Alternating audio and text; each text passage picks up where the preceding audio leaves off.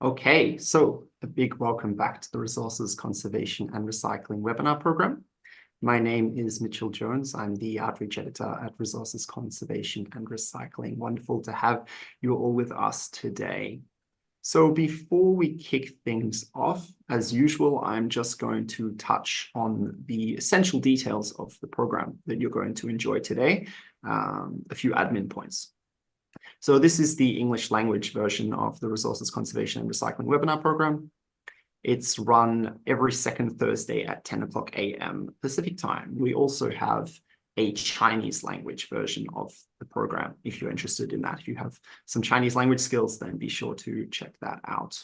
Now, the scope of the program essentially matches that of the journal. We aim to represent all elements of the journal scope equally. So we would like to run a balanced program that doesn't really favor any particular topics, but rather provides a good overview of the content in the journal. The one point that we do make is that we would really ask our presenters to consider audience accessibility.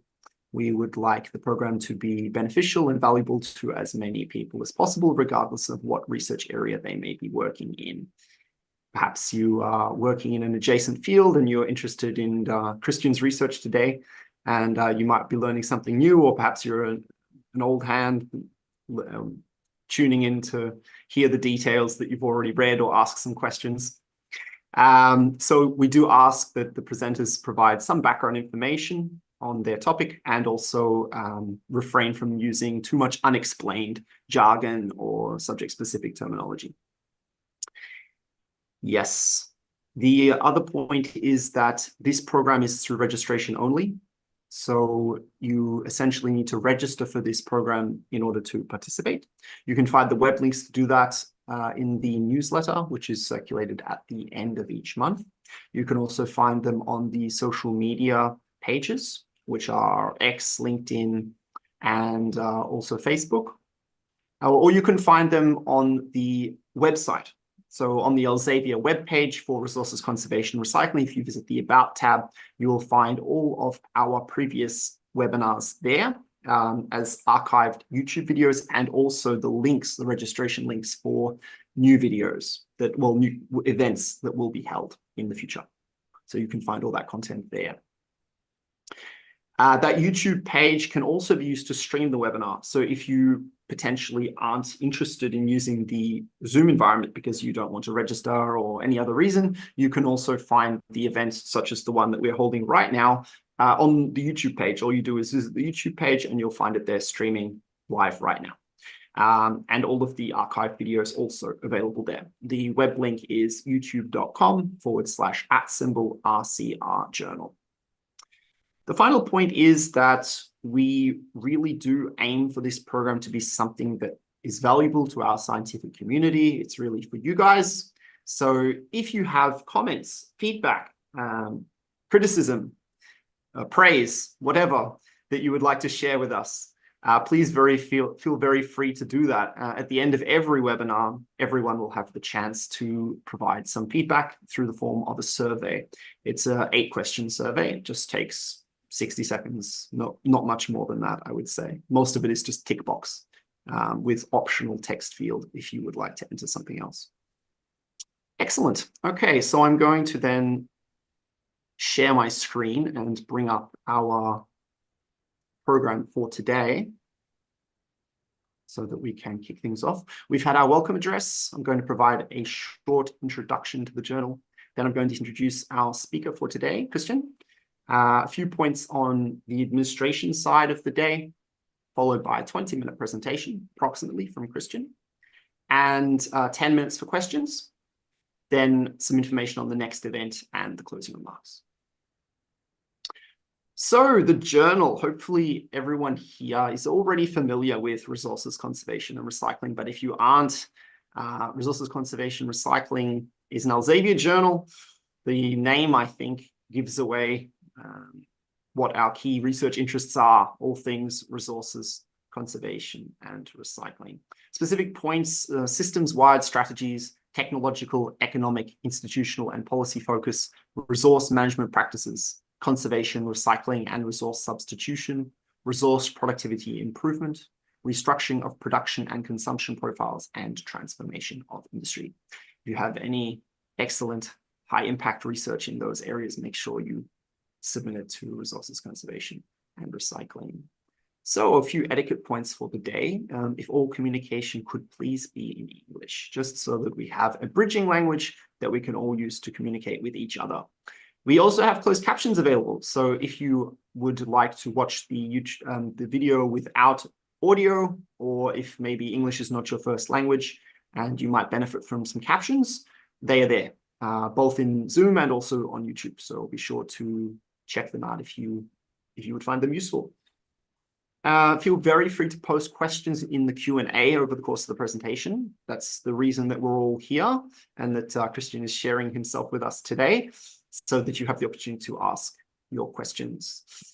We also offer the opportunity to ask your question in person. So if you would like to speak directly with Christian through your camera and microphone, you can indicate that you would like to do that using the raised hand reaction tool in your toolbar. And if we have time, be very happy to have you speaking directly with Christian on the floor here. So a big welcome to Christian Weckenborg from the Technische Universität Braunschweig in Germany. He's going to be presenting his paper, his resources conservation recycling paper, on transformation pathways towards low carbon steel making, economic and climate impacts. Dr. Christian Weckenborg is an accomplished researcher specializing in sustainable production and logistics management. He holds a Bachelor of Science and Master of Science in Industrial Engineering and a PhD in Business Administration. Currently, he is an assistant professor at Technische Universität Braunschweig, Germany. Dr. Weckenborg's research focuses on the contributions of technology to sustainable development in production and logistics applications. He characterizes novel technologies and integrates them into corporate planning, evaluating economic, ecological, and social impacts. His current projects include sustainable production planning in the steel industry, designing hydrogen-based mobility solutions, and optimizing production systems in manufacturing. Dr. Weckenborg has received multiple awards for his research. Beyond his academic pursuits, Dr. Weckenborg is a passionate jazz saxophonist and an advocate for reducing food waste. A big welcome to Christian today. Thank you so much for being with us. I will now stop sharing my screen so that you are able to share yours. So thank you, Mitchell, for the kind introduction. I'll be sharing my slides, and I believe you should see them in correct mode, right? All right. So then, thanks again. It's a pleasure to contribute to the Resources Conservation and Recycling webinar series. I'm very much looking forward to this evening, which it is in Germany right now. As introduced, I'd like to talk about the decarbonization of the steel industry, primary steel making specifically, from the perspective of the steel making corporations. The image you see here in the back is actually Dolly's interpretation of the abstract of my presentation. And I find this to more or less already reflect the challenges the steel industry currently faces. Namely, a transformation is required from the conventional currently operated steelmaking facilities toward new alternative decarbonized facilities, jointly with a transformation of the required energy supply. And in practice, this won't happen suddenly. The steelmakers rather plan for a stepwise shutdown and ramp up of the conventional existing and the alternative new facilities respectively, and this will cover over several decades. So during this transformation period, the facilities of the old and the new routes are being operated in parallel, and there are interdependencies in between these two routes. And of course, there are trade-offs to be expected in between the economic and the environmental indicators of these steelmakers processes. And specifically these interdependencies in between the old and the new route and this dynamic nature covering decades of the transformation has not been researched so far. So this is what we tackled in our research. This is joint research with Yannick Raubner and Thomas Spengler, research associate and chaired professor at Technische Universität Braunschweig. In my presentation, I'll initially give some insights into primary steelmaking as it is currently being operated, then provide a brief overview of technological alternatives to decarbonize primary steelmaking, and then share our approach to assess the environmental and economic effects that are associated with different transformation pathways. So starting off with a short motivation. As you all know, the anthropogenic climate change is well advanced. Last year likely was the warmest of the last 100,000 years. So I believe we'll all agree that our global society needs to cut greenhouse gas emissions significantly and also rapidly. If we then have a look at the composition of the German greenhouse gas emissions, then generally we'll see that they are well dispersed across the sectors of our economy. But we'll also see that the steel industry accounts for around 7% of the overall German greenhouse gas emissions. And the steel industry is special in this regard because there are only few corporations accounting for these emissions. So there are only very few integrated steel mills in operation in Germany contributing such high emissions. And this implies that via the decarbonization of only these few large actors, potentially we can cut greenhouse gas emissions by a huge extent. So that's why I find the steel industry worthwhile looking into. If we have a look at the processes that are in operation in integrated steel mills, in primary steel making in Germany, but also all over Europe and the world, then we'll see that the blast furnace, basic oxygen furnace route dominates primary steelmaking. And basically speaking, this route transforms input materials into ultimately crude steel in a sequence of processes, and a variety of facilities are operated in order to conduct this transformation. And steelmaking, as you know, requires a lot of energy. And in this regard, this conventional steelmaking route is beneficial as it is nearly autonomous energy-wise. So there is nearly no external supply of electric energy or gas required. And this is due to the input of the coking coal and later on the coke into this process, which serves on the one hand as a fuel for all of the processes in operation in an integrated steel mill. And this coking coal and the coke serve a second very important purpose, and this is they serve as a reducing agent in these processes. So what needs to be done mainly in the blast furnace is that the iron carriers are molten, and these iron carriers are iron oxide, and they need to be reduced. And this is done by the input of the coke. So the coke reduces the iron oxide. That's what is required.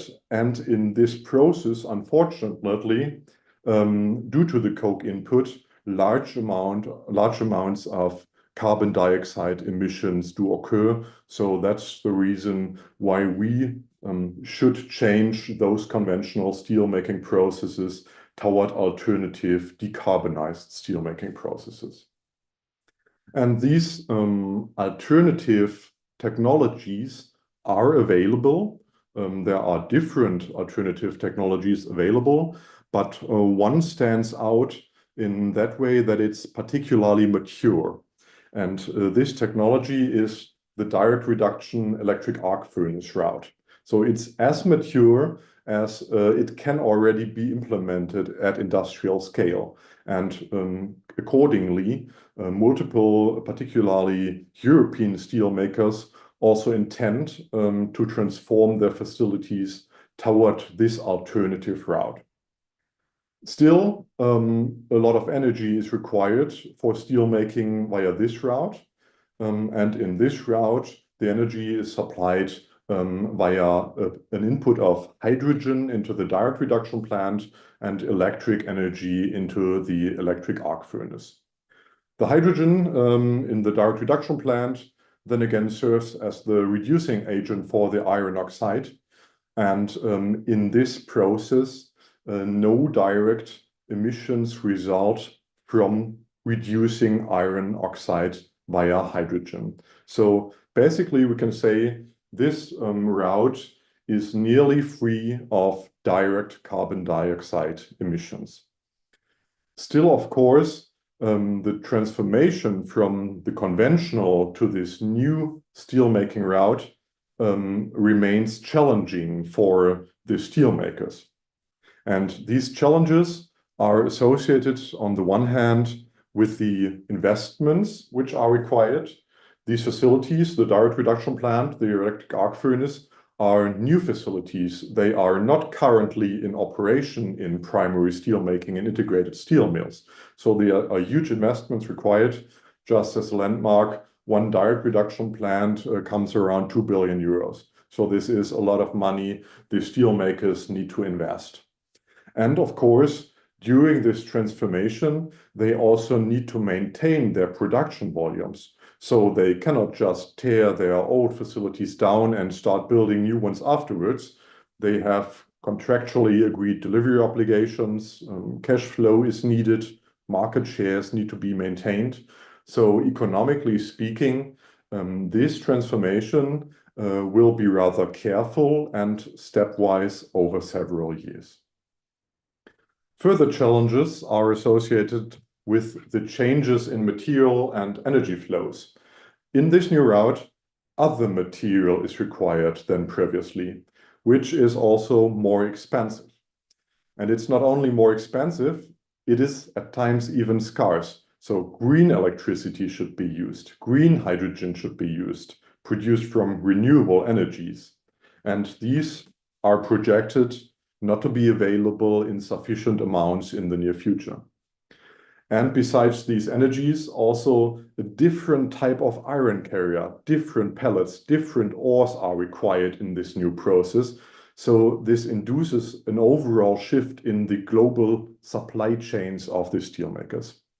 So you can imagine this transformation, though conceptually easy, is very challenging to implement in practice.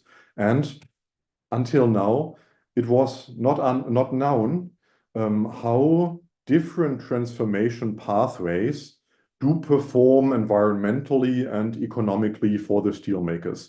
So should one transform rather quickly or over a longer period of time?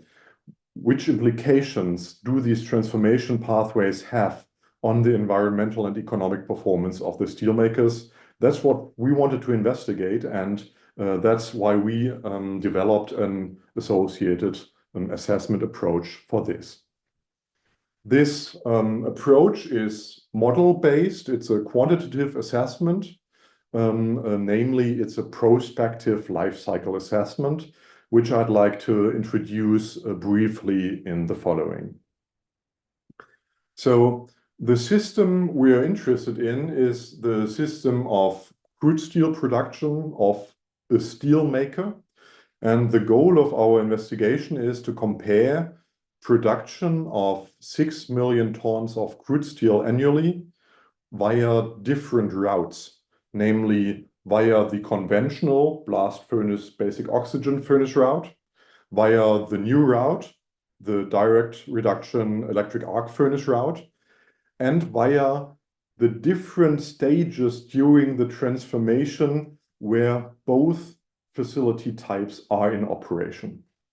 So what we need to consider in our foreground system, the crude steel production system, is on the one hand, the facilities of the conventional route and their inputs and outputs regarding materials and energies, and the costs associated with these materials and energies, and the operation of the facilities. But we also need to consider the facilities of the new route and their material and energy inputs and outputs and the cost structure associated with that.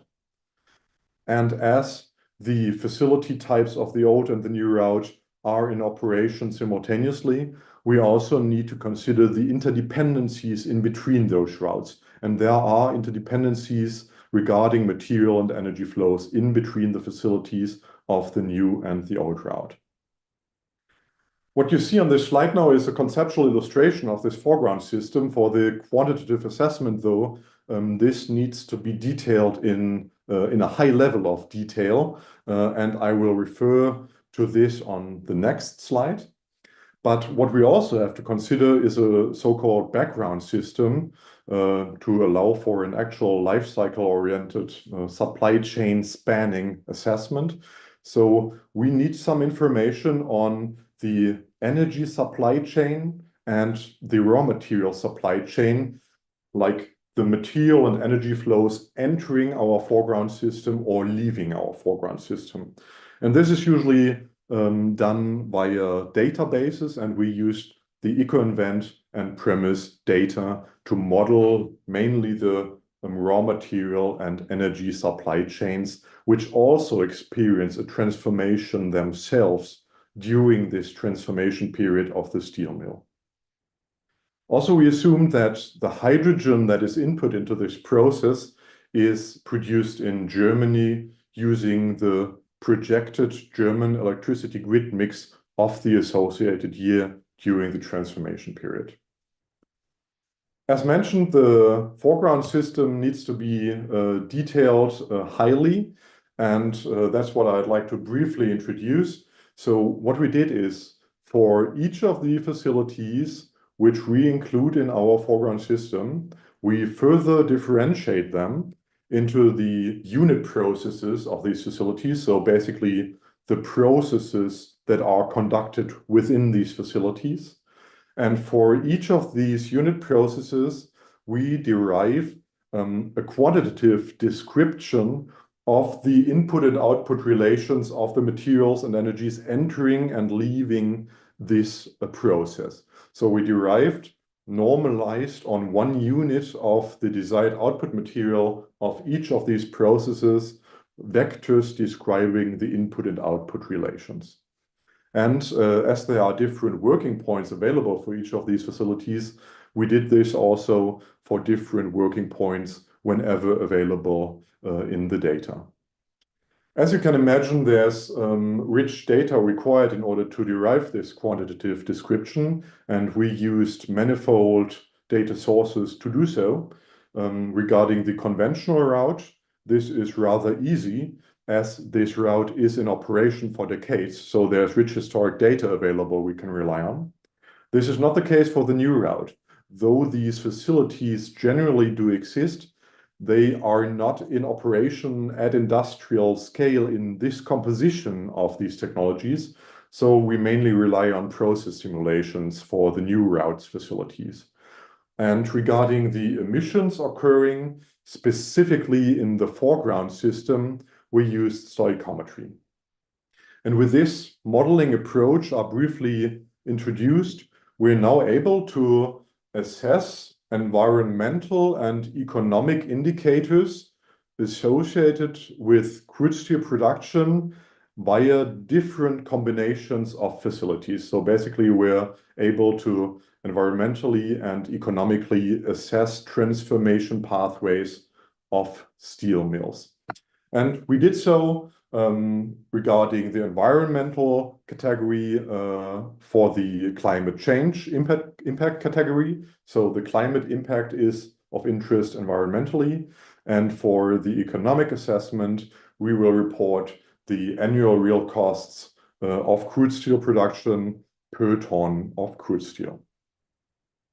In our research, we applied this modeling approach for a broad case study and rich sensitivity analysis. In my presentation today, I'd like to limit myself to one specific transformation pathway, and this is one which is in line with the transformation intentions of the German steelmakers. And accordingly, what is intended is that the facilities or the capacities of the conventional steelmaking facilities are shut down in multiple stages in the future, while simultaneously the capacities of the new routes facilities are ramped up in stages in the future. And for this specific transformation pathway, I'd now like to introduce the results of the environmental and economic assessment that are associated with. So starting with the economic assessment, we can observe the crude steel costs, the real crude steel costs per ton of crude steel over time.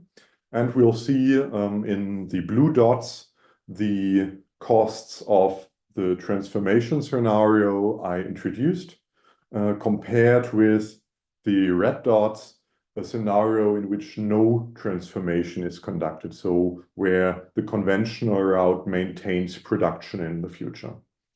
And we can see that during the course of the transformation, the costs do increase quite significantly, and this is due to the investments into the new facilities, which are considered as depreciation in the annual costs consequently, and due to the more expensive material and energy that is required in this new route.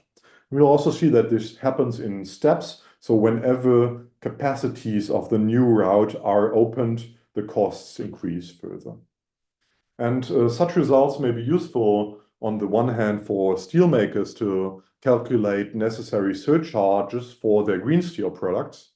But on the other hand, it may be useful for policymakers to develop effective measures to incentivize the steelmakers in their transformation. Looking at the environmental results, we report the global warming potential, so the CO2 equivalent emissions per ton of crude steel over the course of time. And we can differentiate direct and indirect greenhouse gas emissions. So direct greenhouse gas emissions in the dark gray shading are those emissions directly associated with the operations of the steelmaker, so associated with the foreground system we modeled. And we see that in the course of the transformation, these emissions can be avoided almost entirely. Well, still some natural gas will be required, but around 90% of the emissions can be avoided. Regarding the indirect emissions, illustrated in the lighter gray shading, they are associated with the background system, which is mainly the energy and the raw material supply chains. So what we see is that these indirect emissions do not decrease at the same pace as the direct greenhouse gas emissions, and at times they even increase. And this is due to the high amounts of alternative energy required in the new processes. So hydrogen is required, electricity is required in huge amounts, and this is that's the assumption provided using the projected electricity grid mix of the associated year, which might lead to an increase in the indirect greenhouse gas emissions from the energy sector. So what we can conclude is that specifically the energy sector also needs to accelerate their transformation in order to achieve an overall low global warming potential of the complete steelmaking value chain. Thus, I'd like to conclude my presentation. Well, steelmakers industry, they need to take decisions now. They need to decide about transformation pathways now. and they have to communicate to our politics, to our societies, the conditions that are required in order to allow in the future for an economically feasible steelmaking. Politics need to establish these conditions. Mainly, the transformation of the energy sector is of importance, and political instruments need to be developed to incentivize the transformation of the corporations on the one hand, and the use of climate-friendly material, of green steel on the other hand. And of course, academia, well, will need to continue thriving interdisciplinary research in order to support industry and politics and other stakeholders in their decisions. Thus, I'd like to thank for the attention, and I'm very much looking forward to the discussion.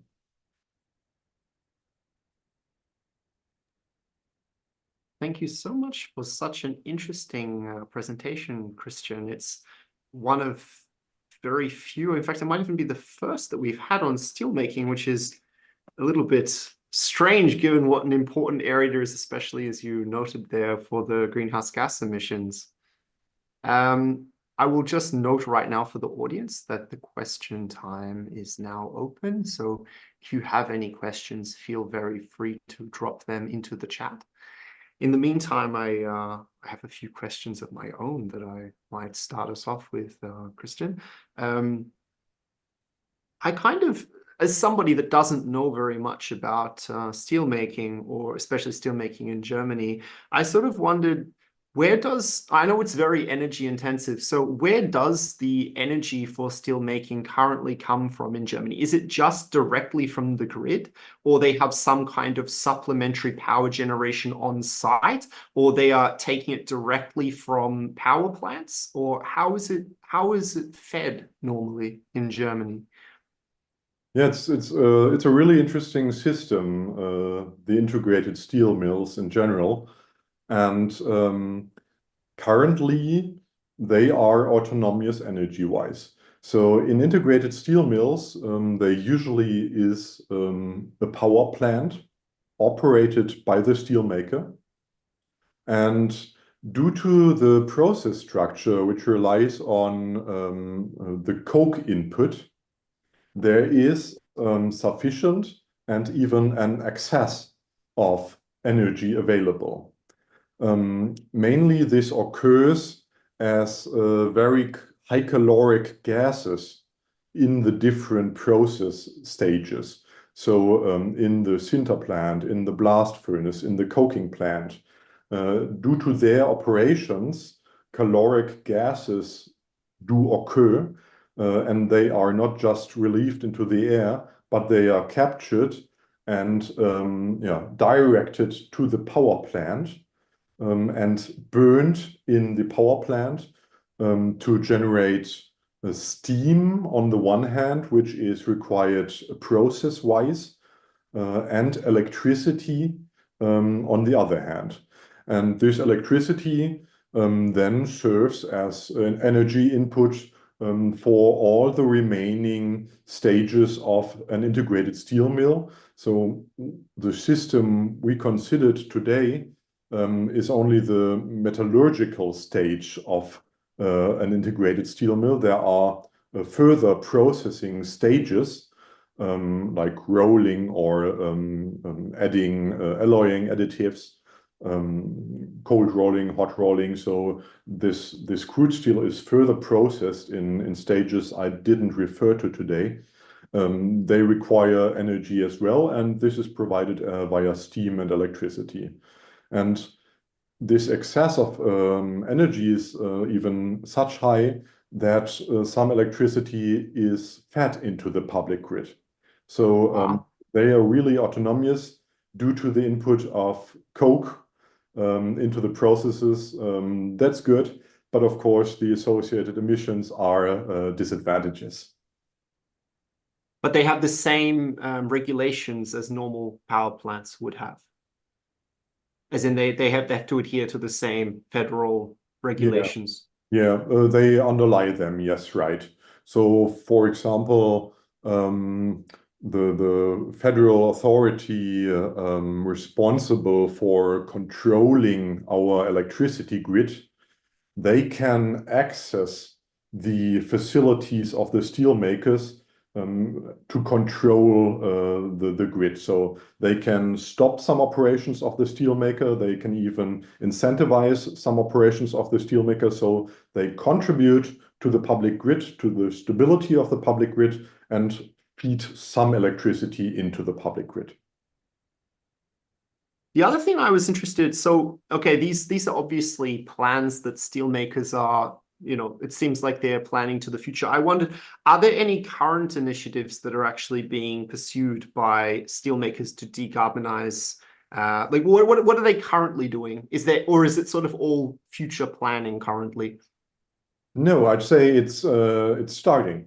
So there are multiple initiatives in Europe by steelmakers to either build new plants which directly rely on these new processes, or which intend to transform the currently operated integrated steel mills. And in Germany, for example, ThyssenKrupp is a major steelmaker. Salzgitter AG, which is quite close to Braunschweig, is, let's say, a medium-sized steelmaker. And both of them actually start this transformation. So there are construction going on to build these new facilities. So it's beyond the planning phase or just a rough idea. These facilities are currently being constructed. And it's intended to start operation, I think, in a year or two. So this is near future. Wonderful. And so then, okay, because you said it's obviously very expensive. I think you said it's 2 billion euros per plant.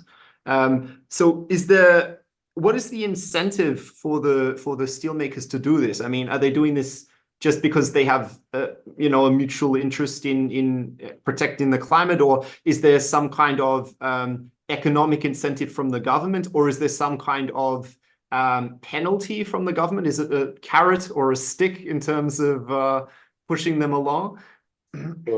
What should I say? I think it's all of it. Of course, they are interested in saving the environment, but they also see that they probably have to lead this change. So that's the general idea. Following some transformation of other players might end up not as beneficial as leading these pursuits. And this is further incentivized by German and European subsidies toward the investments into these facilities. It's further incentivized by the customers of the steel products increasingly demanding for decarbonized steel products. So there are trade agreements being signed beyond car manufacturers and steelmakers, or white goods manufacturers and steelmakers, in order to ensure certain amounts of decarbonized steel production on delivery volumes. So the industrial customers increasingly also demand for this. And finally, a further incentivization is certainly the emissions trading. On the European level, the European emissions trading scheme, which currently works such that energy-intensive industries are allocated free emission rights. So they currently don't have to pay for the emissions, but these free allocations are in the coming years decreasing. So they increasingly have to pay for the emissions they have. So there's also an economic incentivization mechanism from the European side. Very interesting. My final question before I move to the audience's questions, which have been coming in as we've been talking. I was just interested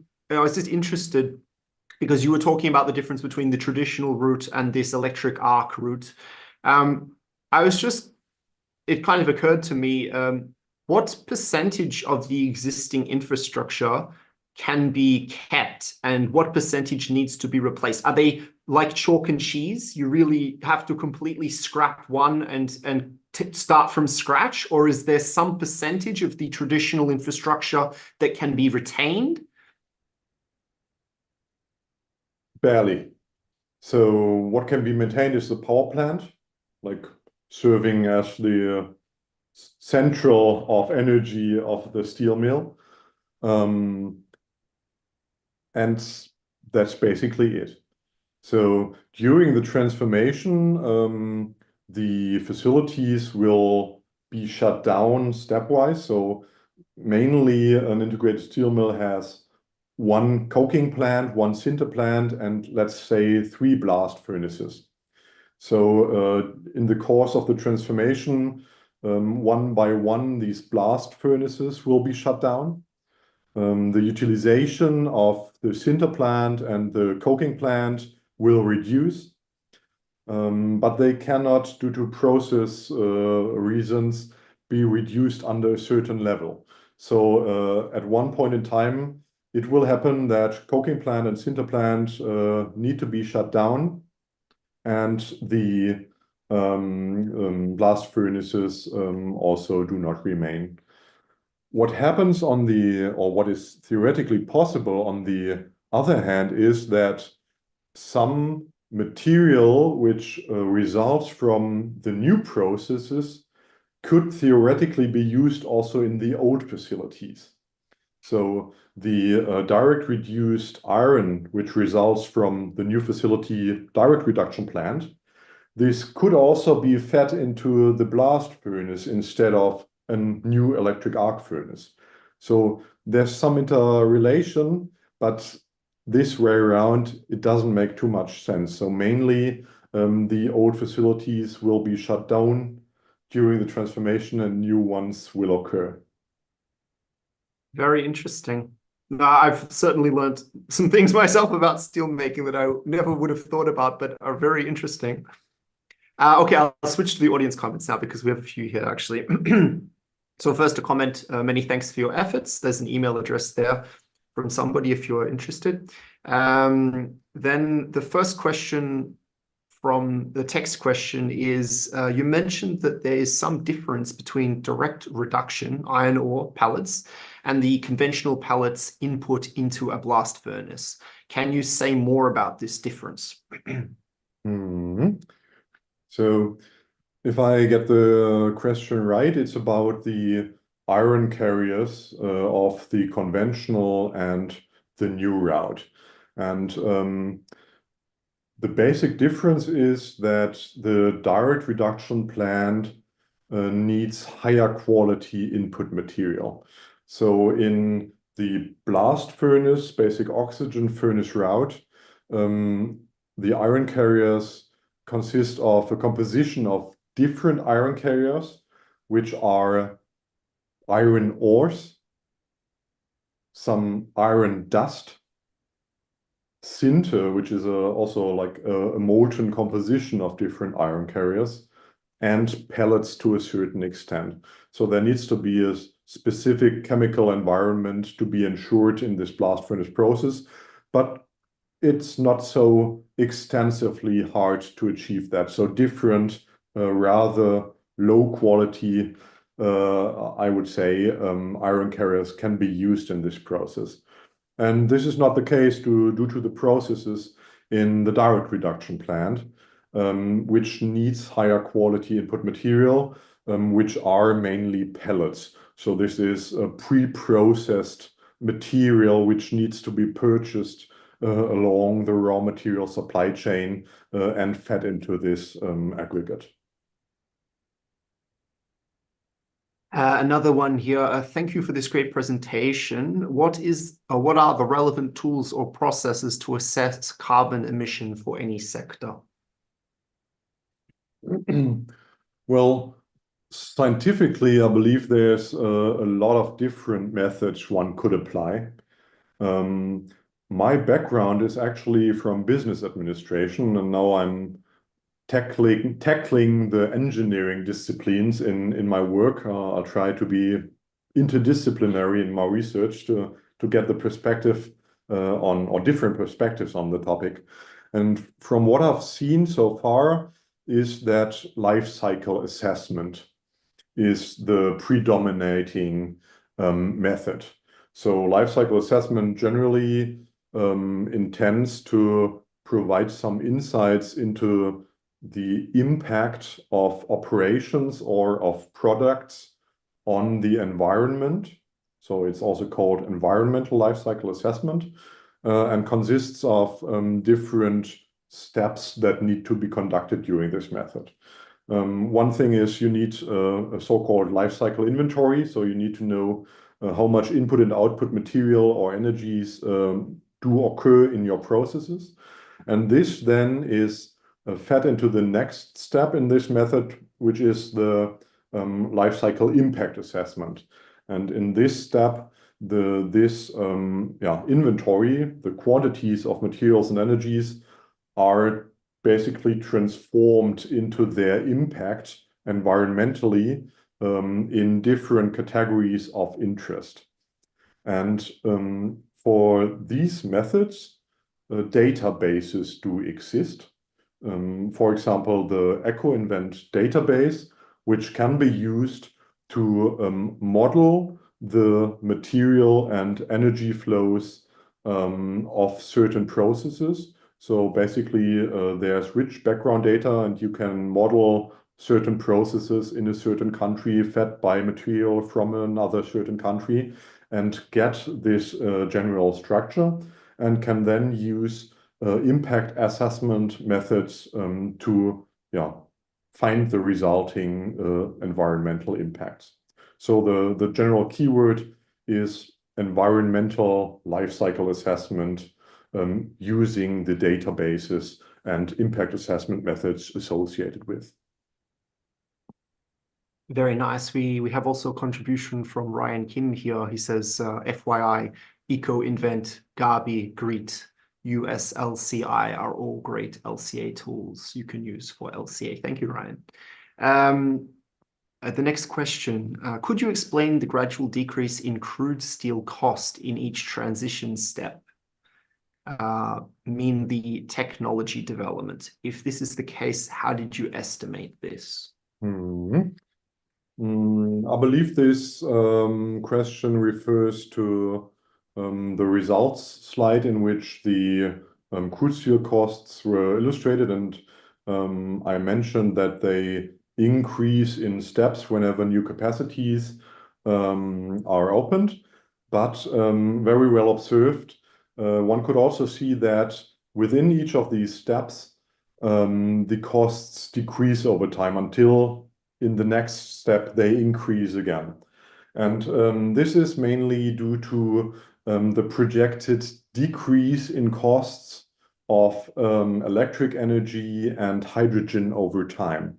So while these energies are currently expensive, there is not projected that their prices further increase in future, let's say at the rate of an inflation, but it's rather projected that the costs for electricity and hydrogen do decrease over time.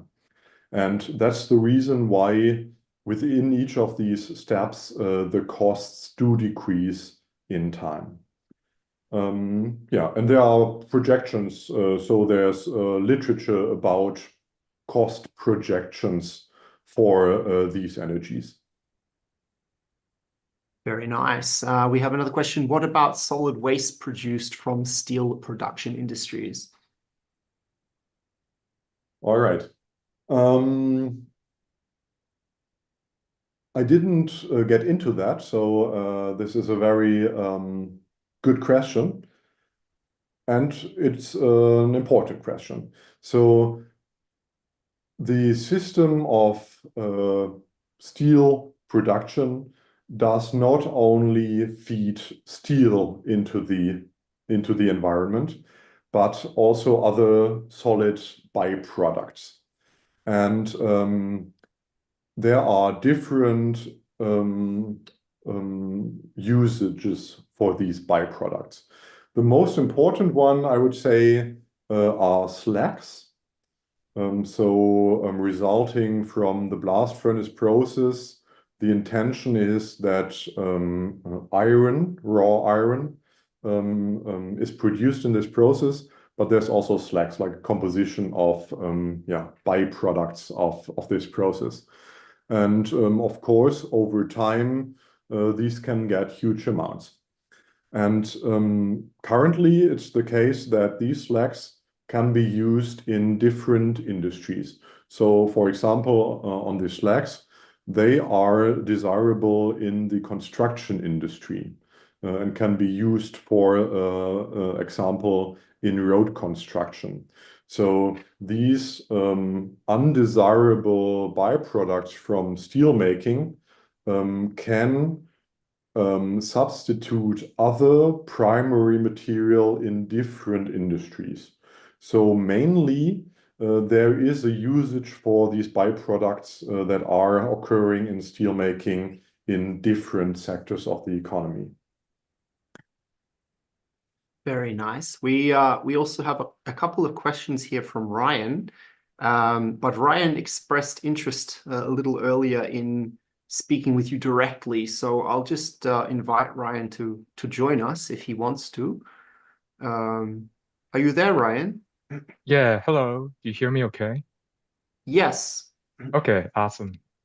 Well, yeah, first of all, thank you so much, Christian, for your great presentation. So I'm an LCAer too. I'm really glad to see another LCAer here. So my first question is, how much percentage of renewable energy penetration did you use for 2050 electricity mix? Because it looks like the drops in indirect GHG emissions at the end in 2050 doesn't look very dramatic if the renewable energy would support around 80 or 90% of the entire electricity generation. So I was just wondering, how conservative or progressive did you assume the ultimate renewable energy percentage in 2050? Yeah. Thanks for the question and welcome talking to us. I appreciate that. Yeah.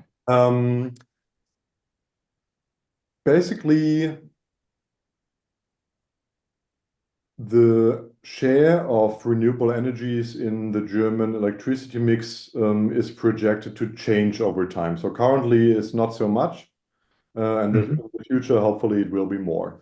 And there are projections on the required transformation of our economy's sectors in order to achieve certain global warming levels.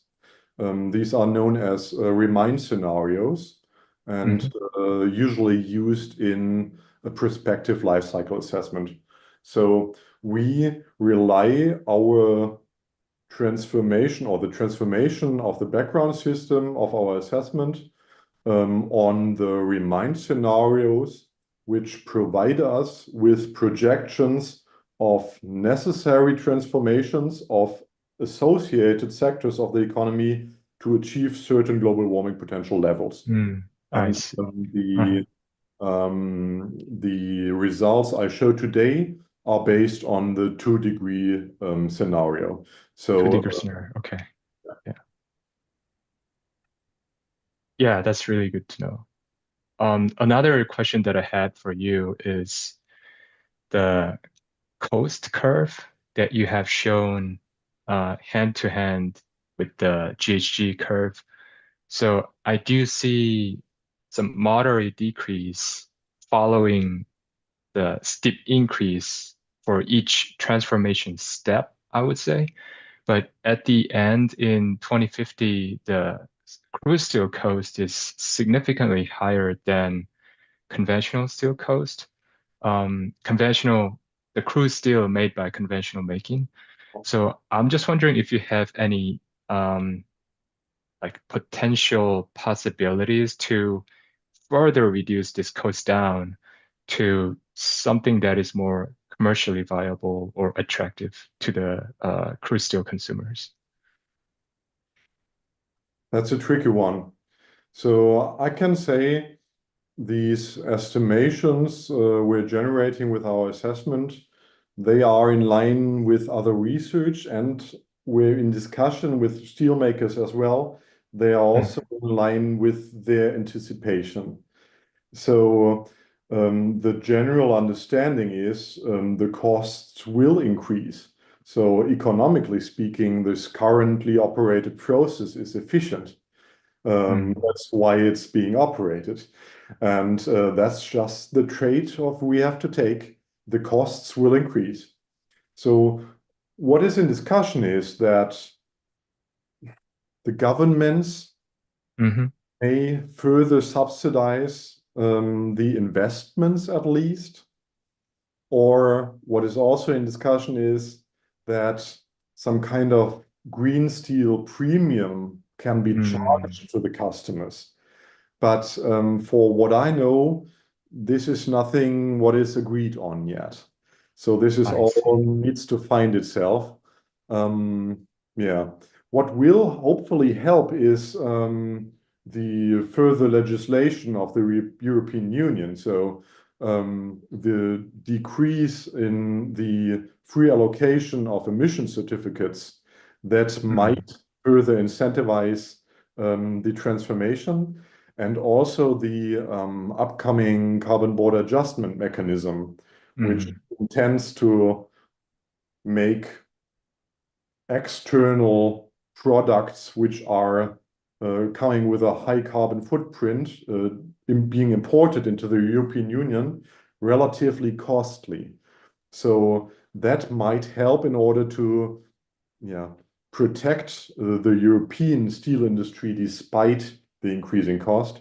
But I don't see that there will not be a very significant increase in the cost. I see.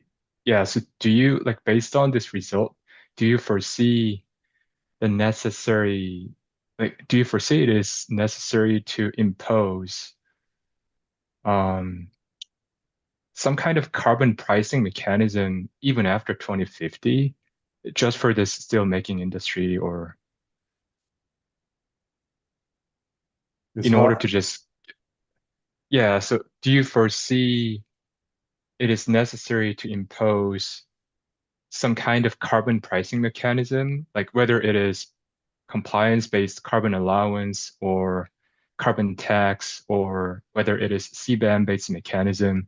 Do you foresee the kind of carbon pricing mechanism to continue even after 2050? Or, like... That's a very interesting question, but I would not like to answer that. Okay. There's so much dynamics in this industry.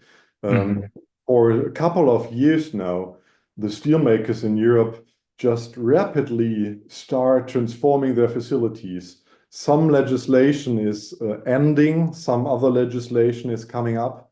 It's so dynamic.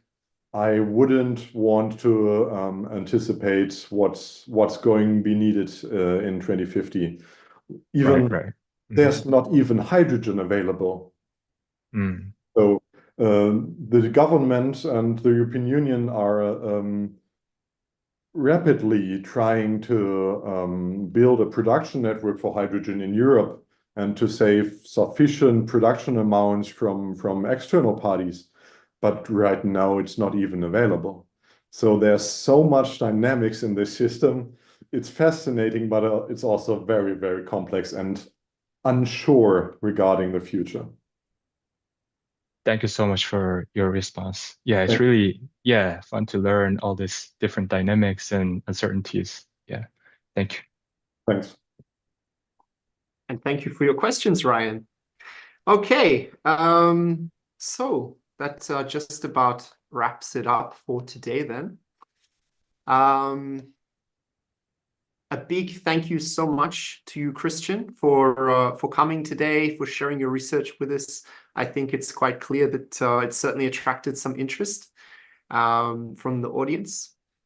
I will just quickly introduce the next webinar will be from Linda Baker, who is from the University of Pennsylvania. She's going to be speaking with us on a completely different topic, leveraging dairy cattle to upcycle culled citrus fruit for emission mitigation and resource co-benefits.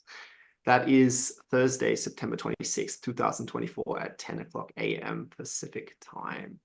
Thank you again so much, Christian, for your presentation. It was wonderful to hear all about steelmaking. And how things are going to look potentially in the future. And a big thank you to everyone for coming also. So goodbye to everyone then. It was a real pleasure. Thank you also for the chance. It was wonderful. The pleasure is mine. Okay. Thank you, Christian. Have a nice evening. You too.